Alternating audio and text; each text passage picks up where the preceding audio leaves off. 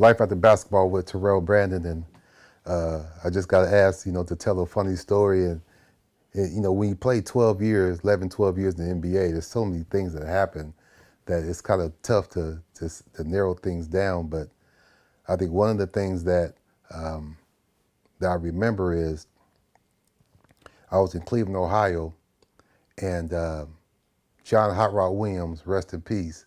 He was from Louisiana. He had one of those huge trucks, and he said, "Hey Rook, I want you to wash my car." And so remember, we in Cleveland, Ohio. Cleveland, Ohio in December and January is freezing. It's like below 10 degrees. For those of you in Cleveland, Ohio, to all my people down there, the Benners and the Waleys, I love you so much, and everybody in East Cleveland, much respect to you. And so I said, you want me to hand wash your truck? So, I knew it was a test. See, this is that rookie stuff, right? It's that rookie hazing. Of course, I didn't want to do it, but I was noticing that all my teammates were still around after practice. Steve Kerr over there, you know what I'm saying? Winston Bennett over there, Brad Daugherty over there, you know what I'm saying? John Morton over there, you know what I'm saying? Gerald Wilkins over there. Facts, right? I said, sure. I grabbed the bucket and I went outside and I washed his car, hand washed it. Took me 3.5, 4 hours. I'm talking about, gentlemen and ladies, snot coming out of my nose that I had never experienced in my life. My hands was going like this. I couldn't believe it. I was just like, and the windshield factor was absolutely nuts. And I came back in, I vacuumed the inside of his truck as well. And when I came back in, no one left. The coaches are there, Coach Lenny Wilkins, Brian Winters, Dick Helm, they were all the assistant coaches, they was all there. Our trainer, Gary Briggs, our manager, Andy Miller, who was our equipment manager, they was all there. When I come back in, I'm shaking like this. I put the bucket down, and I gave John Hot Rod Williams his keys. I said, here you go. And I went in, I turned the water on hot, and I was just sitting there just trying to thaw out.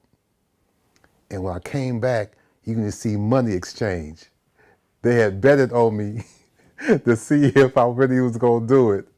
And the guys who lost was like, man, Rookie, you make me sick. You make me sick.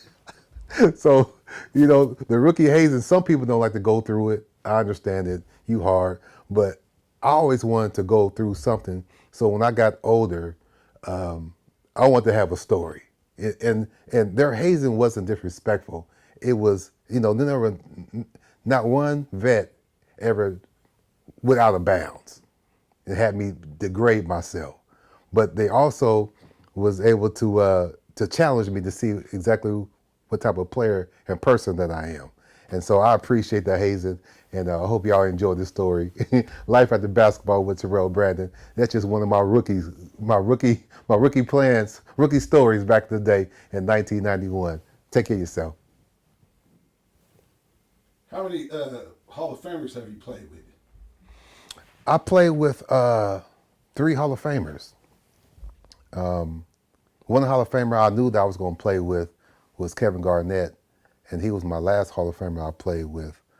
But the other 2 Hall of Famers that I did not know at the time, ended up playing with Coach Chauncey Billups, who's the coach of the Portland Trail Blazers, and congratulations to him. So happy, cried like a baby when I found out that you got inducted to the Hall of Fame, and much respect to you. And the great Jesus Shuttlesworth, Mr. Ray Allen in Milwaukee, he was a young player. He was only 22, I believe, when I got traded from Cleveland to Milwaukee.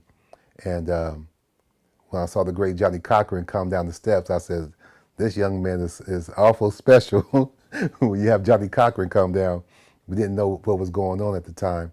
But he's one of the best shooters, one of the best players I ever played with. So to play with Coach Chauncey Billups, Kevin Garnett, and Ray Allen, it's an absolutely joy. And there's not a lot of people who can say they play with Hall of Famers. I played against at least 15, 20 Hall of Famers, but to play with Hall of Famers is something special.